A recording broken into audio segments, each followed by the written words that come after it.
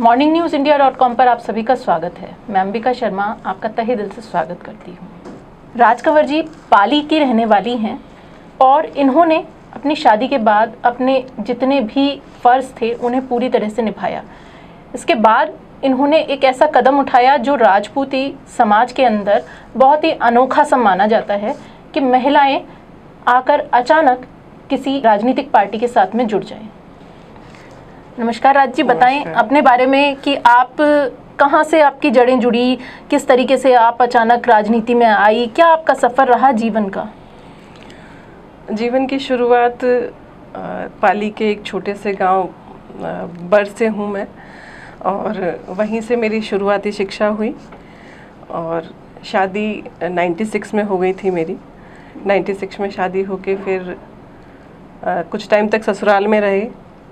फिर क्योंकि बच्ची छोटी थी तो बच्ची के एडमिशन के बाद हम जयपुर आ गए, और जब राजनीति में प्रवेश लिया, एक पहला कदम बढ़ाया, तब मुझे ये नहीं पता था कि मैं राजनीति में, कभी सोचा नहीं था कि जाऊंगी, लेकिन क्योंकि इच्छा थी कुछ करने की, तो पतिदेव से मैंने डिस्कशन किया तो उन्होंने कहा ठीक है, उन्होंने भी सपोर्ट किया और उसके बाद मैं राजनीति में आई।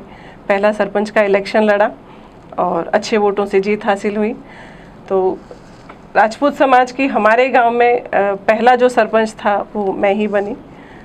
राजपूती परिवेश में अपने आप को, उस वक्त जब मैं कैंपेनिंग में जाती थी सरपंच इलेक्शन में, तब इतना बड़ा घूंघट होता था और ज़्यादा कुछ समझ नहीं थी, लेकिन फिर भी कोशिश की कि मैं इस क्षेत्र में अपना कुछ अच्छा दे पाऊँ। कैसे सोचा, कैसे आपने कि मुझे राजनीति में जाना चाहिए, समाज के लिए कुछ करना चाहिए, ये विचार सबसे पहले आपके मन में कैसे आया? कुछ करना चाहती थी समाज के लिए और फैमिली का भी अच्छा सपोर्ट था। राजपूती समाज को हम अगर देखें तो महिलाएं घूंघट में सिमटी हुई सी हमें दिखती हैं। बिल्कुल। एक चार दीवारी के अंदर वो महिलाएं रहेंगी, बाहर निकलने के लिए भी किसी पुरुष की साथ की ज़रूरत पड़ती है।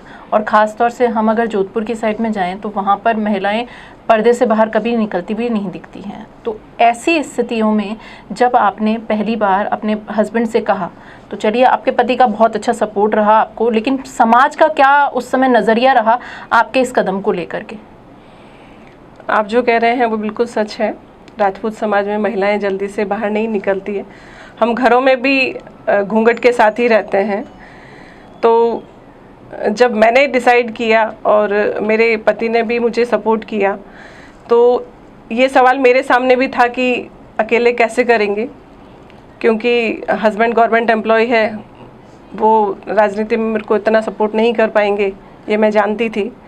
लेकिन फिर भी उस राजपूती परिवेश और घूंघट के साथ सामंजस्य बिठा के, क्योंकि समाज में भी रहना है और राजनीति में अपने आप को जिस तरह से मैं स्थापित करना चाहती थी, तो अपने आप को उस तरह से किस तरह से मैं वहाँ परफॉर्म कर पाऊँगी, ये सवाल मेरे सामने भी था।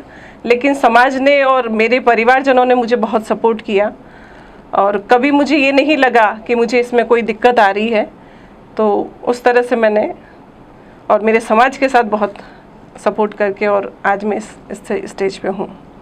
अगर हम राज कंवर को देखें तो राज कंवर का व्यक्तित्व अगर देखें समाज, तो वो क्या व्यक्तित्व है, कैसे उसको डिफ़ाइन किया जा सकता है हम सभी के सामने? जब पहली बार सरपंच इलेक्शन लड़ने की सोची, राजनीति में कदम धरने की, तो समाज ने जिस तरह से मुझे मोटिवेट किया कि ये है जो कर सकती है, हमारे यहाँ कोई भी अगर महिला है जो सरपंच बनने लायक है या इस तरह का काम करने लायक है, तो मुझे वो राजकंवर है। तो अपने आप को राजकंवर रखते हुए अपनी वेशभूषा, अपना जो परिधान है, उसको मैंने हमेशा अपनी आइडेंटिटी बनाया कि मैं इसी तरह से जानी जाती हूँ। आज अगर कोई राजकंवर का जब नाम आता है तो एक वेशभूषा और राजपूती पोशाक के साथ में, घूंघट के साथ में वो महिला सामने आती है, जो मेरी एक पहचान है, वो यही वेशभूषा है। जड़ों से जुड़ी हुई राज कंवर राजनीति में महिलाओं के लिए कदम लगातार बढ़ाती रहे, ये राज कंवर जी की पहचान है। राज जी ने अपने जीवन के सफ़र को बहुत ही बेहतरीन ढंग से जिया और आगे भी अपने कदम बढ़ा रही हैं। इसी तरीके की और भी शख्सियतों के साथ में आपसे मुलाकात होगी मॉर्निंग न्यूज़ इंडिया में। नमस्कार, मैं अंबिका शर्मा, फिर मिलती रहूँगी आपसे।